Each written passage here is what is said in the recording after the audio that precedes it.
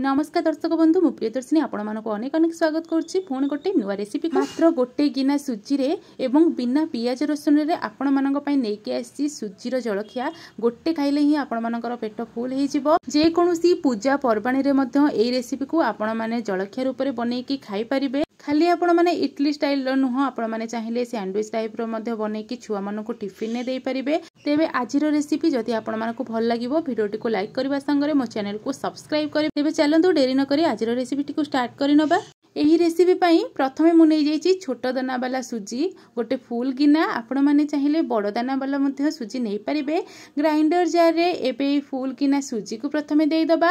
आ ए सुजी देई साला परे जेउ गिना रे आपण माने सुजी नै तिबे तार अधा आपण माने दही नै जिबे। आ दहीटा पूरा फ्रेश रहबा दरकार, बिल्कुल भी खट्टा जेमते न होइतिबो।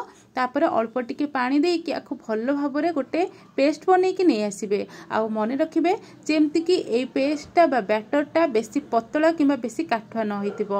या परे आकु टिके कवर करी कि 10 मिनिट रखि नबा। या भितरे आवश्यक इंग्रेडिएंट्स गुडा को रेडी कर नेछि। तो एठी कैप्सिकम गाजर टमाटो नै जाईछि। जेहेतु बिना पियाज रसुन रे बनउछि तो एठी पियाज को स्किप करिछि। आ सब गुडा को लंबा लंबा सरू पीस रे काटि नेछि जेमति कि सुंदर लागिवो।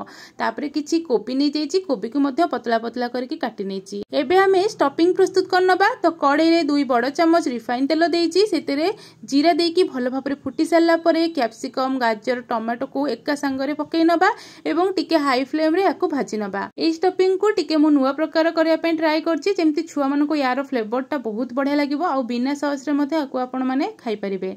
तापरे टिके भाजी हे गला परे आमे कोबी ऐड करिबा, लूण हळदी देकी पुणी थरे याको हाई फ्लेम रे भाजी नबा। आ याको आपण माने घोड़ेई की भाजीबा किछि दरकार नै, जेहेतु आमे ए सब पतला करके काटिचे। आ एगुडा एमति खिला खिला टिके रहिले बहुत भलो लागिवो। तापरे याको हाई फ्लेम रे टिके भाजी साला परे देखंतु परिबा गुडा को सब भलो भाबरे सिझी जाईची एवं सब गुडा को केमति खिला खिला बा गोटा गोटा रहिची।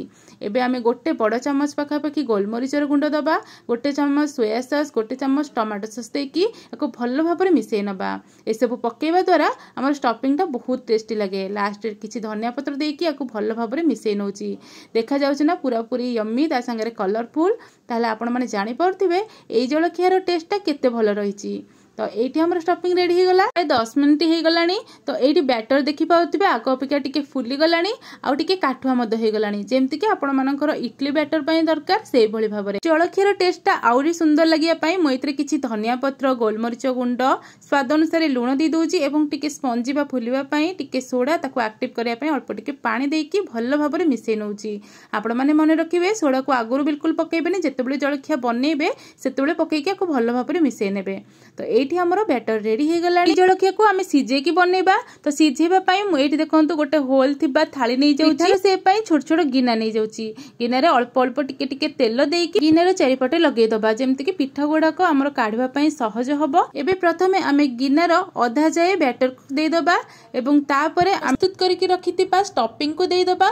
एठी मु पूरा 2 चम्मच दे दोछि स्टफिंग, जेमति कि खाइला बेले जलखियाटी बहुत टेस्टी लागिवो। सब गिना रे स्टफिंग दे साला परे एबे ऊपरे आमे स्टफिंग को कवर करबा पई पुणी थरे बैटर दे दबा। देखि पारथिबे ऊपरे बैटर ढाली साला परे मध्ये गिना फांका रहउची। आपण माने मध्ये एम्ति बनेला बेले गिना को टिके ऊपरु फांका रखिबे, कारण हमर जलखियाटी फुलिबो। तो एपटे कड़ाई रे मु पानी गरम कर नेइतिली। एबे ए थाली को रखी कि आमे मीडियम फ्लेम रे 5 ରୁ 7 मिनिट पई कवर करि नबा बा सिजिबा पई छाडिबा। देखि पारथिबे जलखियाटी केते फुला फुला रहिची। तो याकू एबे ठंडा हवा पई छाडी नबा। आ भितरे अलगा जो बैटर बळिची सेतरे मध्ये मु आउ गोटे डिजाइन रो आपण माननकु जलखिया प्रस्तुत करि देखौची। एठी नै जाईची गोटे टिफिन बॉक्स, सेतरे मध्ये तेल लगै कि सेम प्रोसेस रे चारिपट जाक लगै दबा एवं बैटर को ढाली नबा। तापरे स्टफिंग गुडा को भरपूर देकी ता ऊपर पुणी थरे बैटर देकी कवर करि नबा।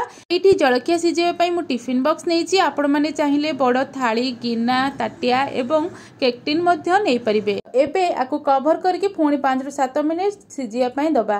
गिना रे आमे जे जलखिया प्रस्तुत कर रखितले बहुत बढ़िया से ठंडा हे गलानी एवं चारि साइड रे आपण माने देखि परते बढ़िया से छाड़ी मध्य जाईची। एबे आमे आराम से याको प्लेट रे काढी के रखि परिबा। आ एटा केते बढ़िया जालीदार बनीची। ता संगरे हमर जो जलखिया गुडा को देखिया पई मते बहुत सुंदर लागुची। प्रस्तुत हे गला हमर सुजीर ए जलखिया, जोटा कि बहुत स्पंजी रहिची। आपण माने देखि परथिबे।